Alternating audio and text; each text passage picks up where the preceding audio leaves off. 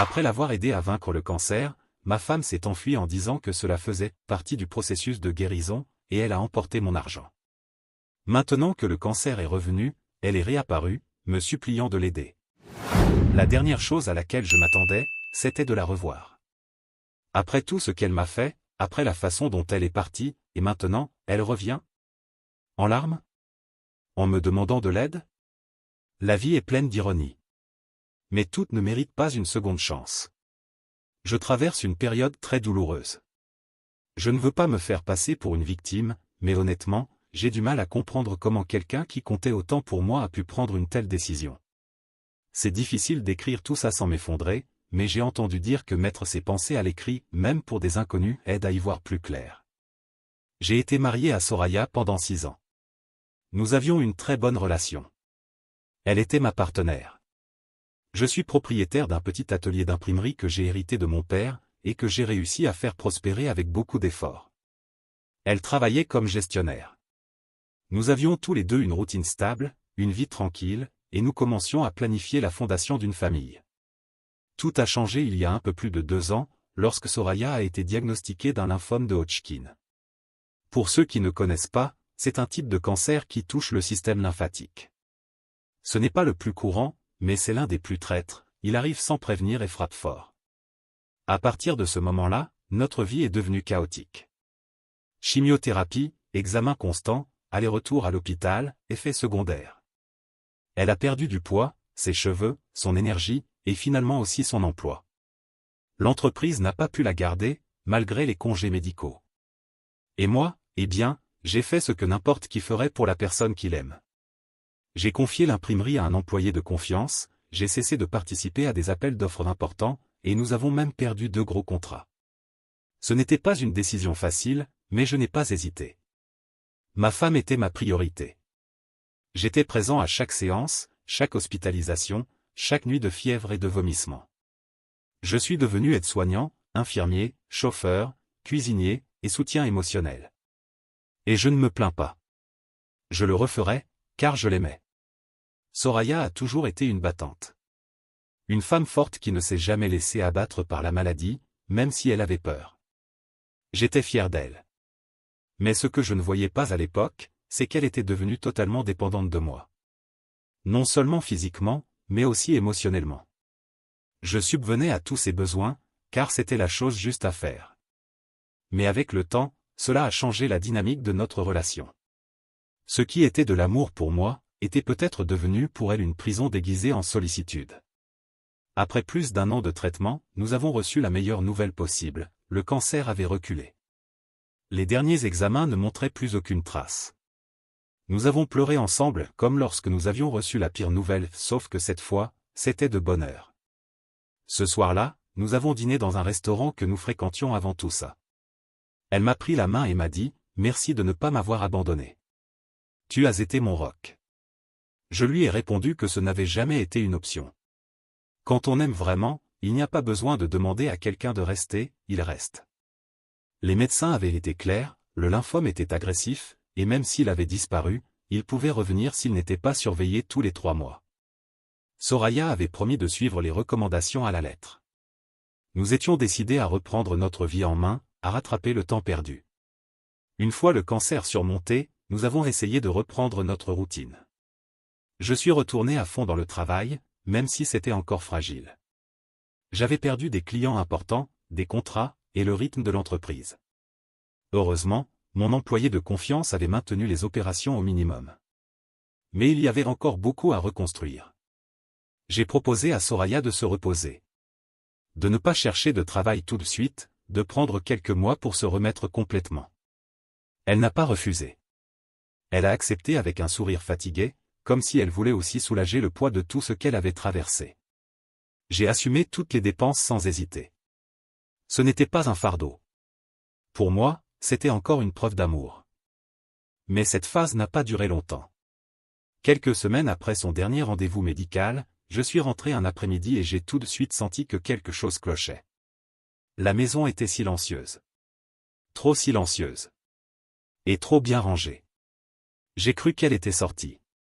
Je suis allé me changer, j'ai laissé mes clés sur le comptoir et, en passant par la cuisine, j'ai vu une enveloppe blanche sur la table. Sans nom, mais j'ai reconnu son écriture immédiatement. C'était elle. Je ne sais plus si je me suis assis pour lire ou si je suis resté debout. Je me souviens juste de ce froid dans le ventre en commençant à lire. Merci pour tout. Je n'ai pas les mots pour exprimer ce que ton soutien, ton amour, ta présence ont représenté pour moi.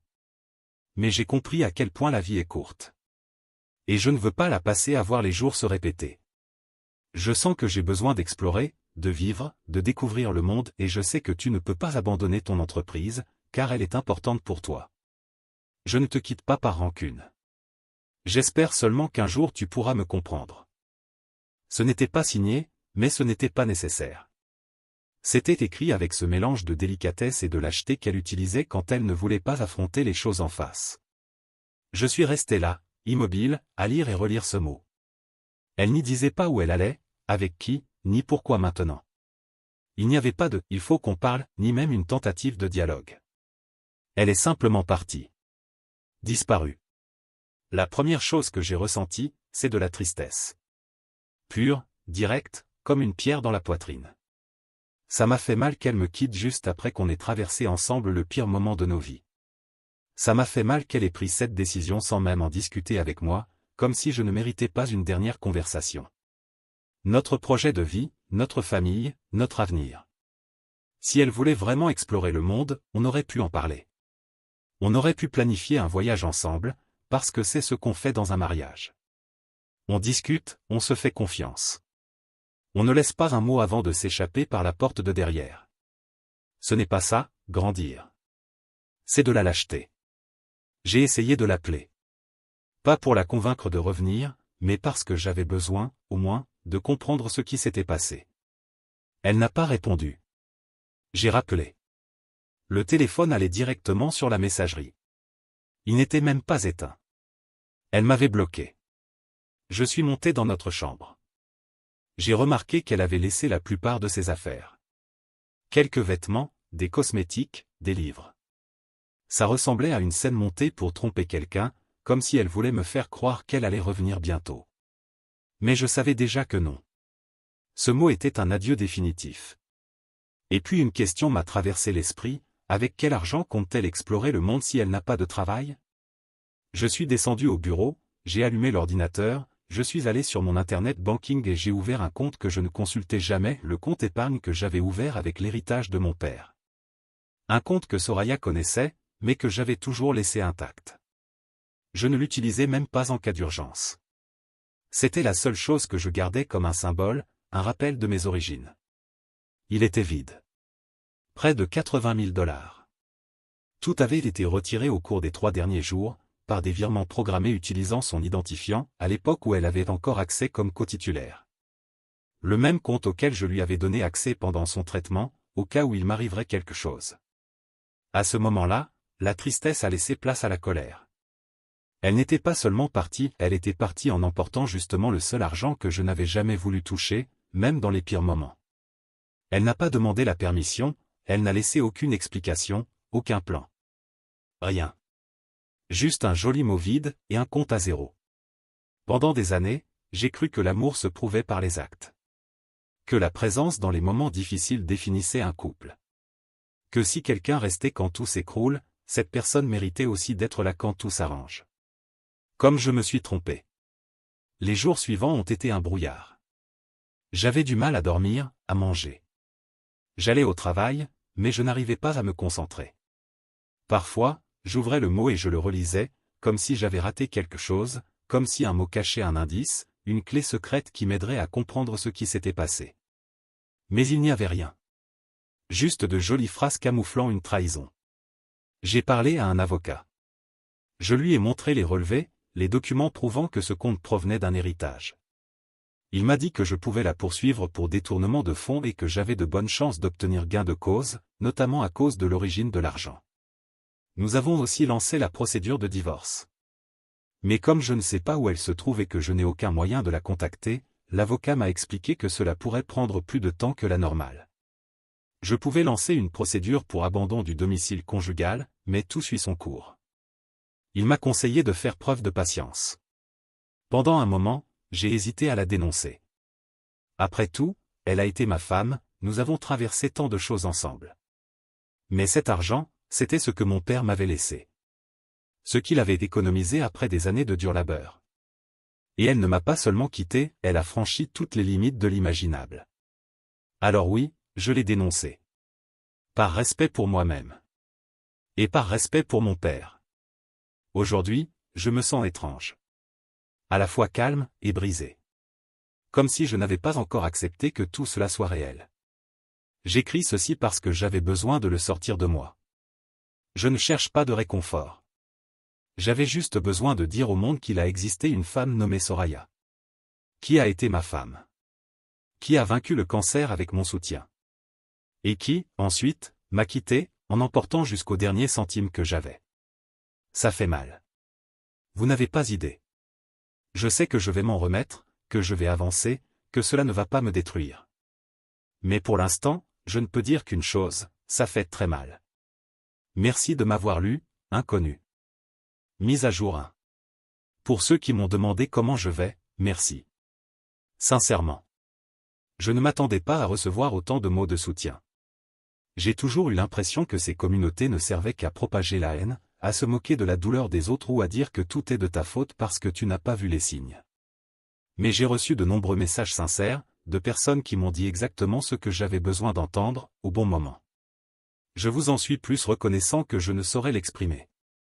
Cela fait maintenant quelques mois depuis cette publication, et aujourd'hui, aussi difficile que cela puisse paraître, je peux dire que je vais beaucoup mieux. Ça n'a pas été facile. Il y a eu des jours sombres, des jours où sortir du lit semblait impossible, où tout ce que je faisais me paraissait vain. Mon entreprise a vacillé plus que je ne l'aurais cru, parce que j'étais ailleurs, tout simplement. Mais petit à petit, j'ai commencé à me reconstruire. J'ai repris les décisions en main et j'ai recommencé à me concentrer sur ce que j'ai construit avec tant d'efforts, et c'est ce qui m'a sauvé. Je ne sais pas si je suis prêt pour quelque chose de sérieux, mais j'ai rencontré une femme intéressante. Elle est cliente de l'imprimerie. Il ne s'est rien passé de particulier. Ce n'était pas prévu. Tout a commencé par une discussion banale en révisant une commande, puis une autre un peu plus longue autour d'un café, et ainsi de suite. On s'est vu plusieurs fois, juste comme amis, et pour le moment, ça me fait du bien. Je prends tout avec beaucoup de prudence. Je ne vais pas mentir, je suis devenu plus méfiant. Beaucoup plus. J'ai du mal à m'ouvrir, à m'enthousiasmer. Parfois, je me surprends à analyser chaque mot, chaque geste, comme si je cherchais des signes qui n'existent même pas. Mais je sais aussi que c'est normal, après ce que j'ai vécu. Je suis brisé en morceaux que je commence seulement à identifier. Et s'il y a bien une chose que j'ai apprise, c'est que je n'ai pas besoin de me précipiter. Concernant Soraya, je n'ai plus vu la moindre nouvelle. Rien. C'est comme si elle s'était évaporée. Et je ne saurais dire si c'est une bonne ou une mauvaise chose. Parfois, je préfère ne pas savoir. D'autres fois, j'aimerais comprendre ce qui lui est réellement passé par la tête. Mais ce que je peux vous raconter, c'est l'avancée du processus judiciaire. Après avoir porté plainte pour détournement de fonds de mon compte d'héritage, mon avocat a pu faire de gros progrès. Nous avons présenté des preuves que l'argent provenait directement de l'héritage de mon père, qu'il n'a jamais été utilisé comme fonds commun dans notre mariage, que Soraya y avait eu accès uniquement pour des raisons médicales et qu'elle avait abusé de cette confiance. Le juge a accepté la plainte. Comme elle ne s'est pas présentée, elle a été déclarée absente et le processus a continué sans elle. Ce n'est pas une solution magique, mais c'est une étape importante. Cela l'empêche de revendiquer quoi que ce soit sur l'entreprise ou sur mes biens personnels. En plus, cela ouvre la possibilité de geler ses comptes si elle refait surface avec un lien bancaire ou professionnel. Je n'ai pas encore récupéré l'argent. Pour l'instant, ce n'est pas possible. Mais au moins, j'ai la tranquillité de savoir que ce qu'elle a fait est reconnu légalement pour ce que c'était vraiment, un vol. Un vol déguisé en libération émotionnelle. Quant au divorce, il est aussi en cours, même si ça avance plus lentement. Comme elle ne répond pas, le processus ne peut pas être clôturé tant que toutes les tentatives de notification n'ont pas été épuisées. L'avis judiciaire a déjà été publié, une formalité pour rendre la procédure publique, et maintenant, il faut attendre que le juge prononce officiellement la dissolution pour abandon de domicile. Mon avocat m'a expliqué que, même sans sa signature, nous sommes déjà séparés légalement de fait. Nous ne vivons plus ensemble, nous ne partageons plus de biens, il n'y a plus aucune interaction entre nous. Il ne manque plus que le document final. C'est une question de temps. En attendant, je continue à vivre ma vie. Parfois, je repense à tout ça, à comment je suis passé de l'homme qui s'occupait de sa femme pendant qu'elle se battait pour sa vie, à celui qui a lu une lettre où elle disait se sentir emprisonné, jusqu'à découvrir qu'elle était partie avec l'argent que mon père m'avait laissé. J'ai été laissé avec le vide. Et le silence. Mais je pense aussi à ce qui est venu après, rouvrir l'imprimerie chaque jour, accueillir de nouveaux clients, réapprendre à dormir seul sans perdre le sommeil. Parler avec cette nouvelle femme sans précipitation, sans chercher à combler un vide, sans la traiter comme une remplaçante juste en laissant les choses se faire. Peut-être que le pire, dans tout ça, n'a pas été l'abandon.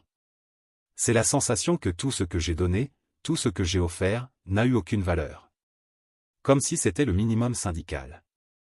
Comme si j'avais été juste un moyen pour elle de surmonter sa maladie, avant de se débarrasser de ce qui ne lui servait plus. Mais aujourd'hui, après des mois de silence, d'introspection et de travail intérieur, je peux dire ceci, cela ne me définit pas. L'amour que j'ai donné n'a pas été vain. Je ne regrette pas d'avoir été là quand elle en avait le plus besoin, parce que cela en dit long sur moi et absolument rien sur elle. Ce qu'elle a fait après, c'est ça qui l'a définie. À part ça, je vais bien. Je prends soin de moi. Je travaille plus, et mieux. Je fais des balades tous les jours. J'ai retrouvé d'anciens amis que j'avais mis de côté à cause du mariage et du boulot. J'ai commencé une thérapie aussi. Au début, j'étais réticent, mais cela m'aide bien plus que je ne l'aurais cru. Merci de m'avoir lu une fois de plus. Merci de m'avoir permis de me sentir un peu moins seul dans l'un des pires moments de ma vie. Si un jour j'ai des nouvelles de Soraya, je reviendrai avec une autre mise à jour. Mise à jour 2. Vous n'allez pas y croire. Bon, certains l'avaient déjà prédit dans les commentaires précédents. On m'avait averti plus d'une fois que, tôt ou tard, Soraya reviendrait. Et c'est exactement ce qui s'est passé. Cela faisait 1 an et demi qu'elle avait disparu du jour au lendemain, ne laissant derrière elle qu'une lettre et un compte épargne vidé, celui où se trouvait l'héritage de mon père. Depuis, plus aucune nouvelle. Absolument rien. Jusqu'à il y a quelques jours. Ce jour-là, j'étais à la maison avec Kanla. Oui, la femme que j'ai mentionnée dans la publication précédente. Après quelques rendez-vous, nous avons décidé de commencer une relation. À notre rythme, sans précipitation. Elle sait tout ce que j'ai vécu, du cancer de Soraya à l'abandon et au vol. Elle m'a écouté, a respecté mon temps, et petit à petit, elle est devenue importante pour moi.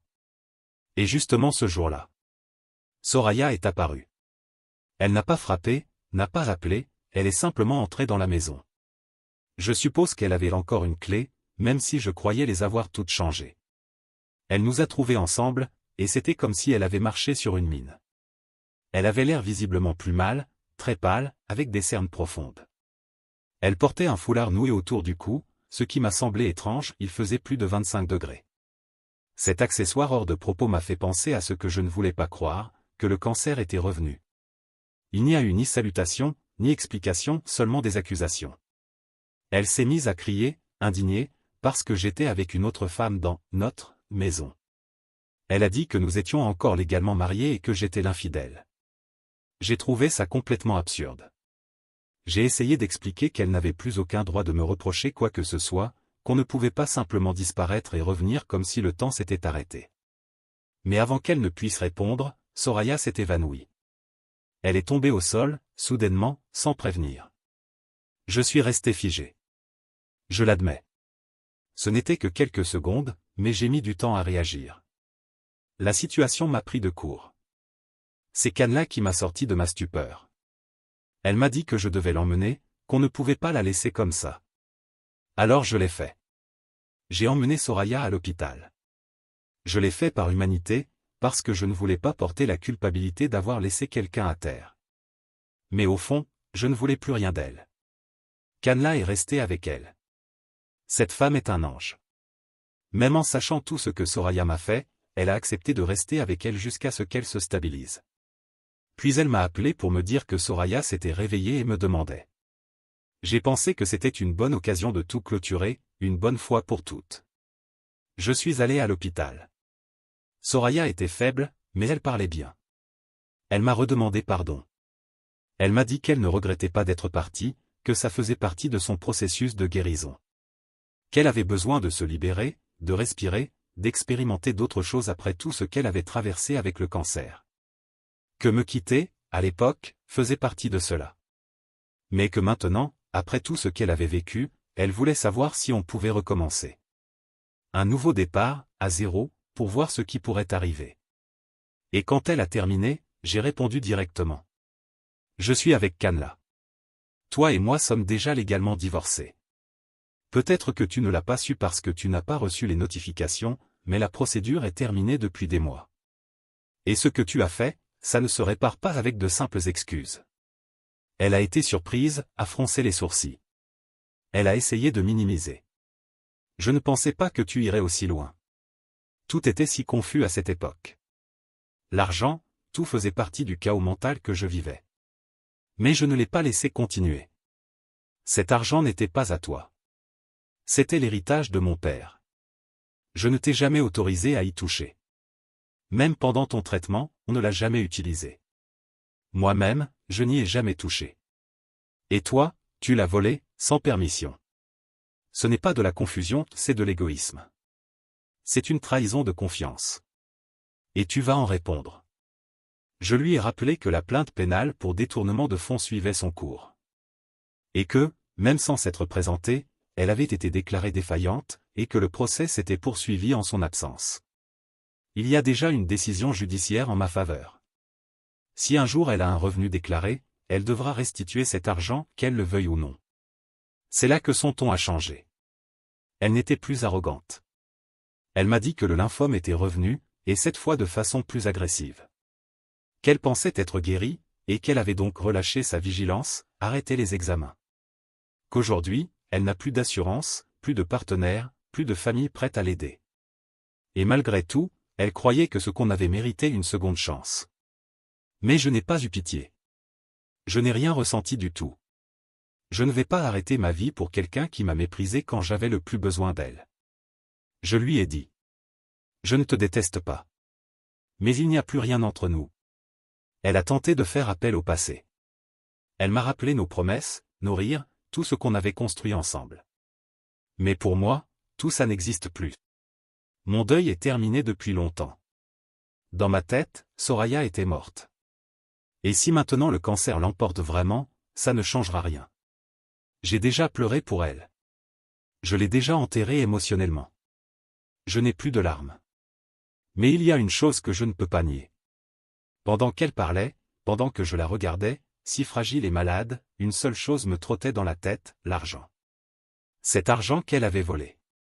Celui que j'avais laissé intact, sur un compte auquel je n'ai jamais touché, par respect pour la mémoire de mon père. De l'argent que j'aurais dû utiliser pour moi, pour avancer, pour grandir, et que je n'ai jamais utilisé.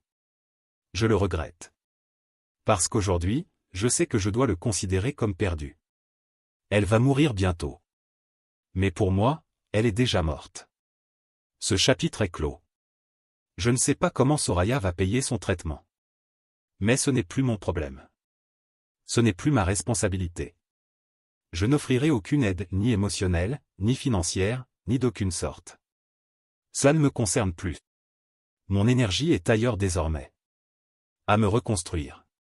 À voir comment ma relation avec Canla évolue. À aller de l'avant, la tête haute. Commentaire Monsieur Reddit. Et vous, qu'en pensez-vous? Soraya mérite-t-elle une seconde chance après tout ce qu'elle a fait, ou certaines lignes ne peuvent jamais être franchies sans conséquences? Personnellement, je pense qu'il arrive un moment où il faut se choisir, se respecter, et avancer sans regarder en arrière. Dites-moi votre avis dans les commentaires, j'ai hâte de vous lire. Si vous avez aimé, laissez un like, abonnez-vous à la chaîne et activez la cloche pour ne rien rater des prochaines histoires. À très bientôt.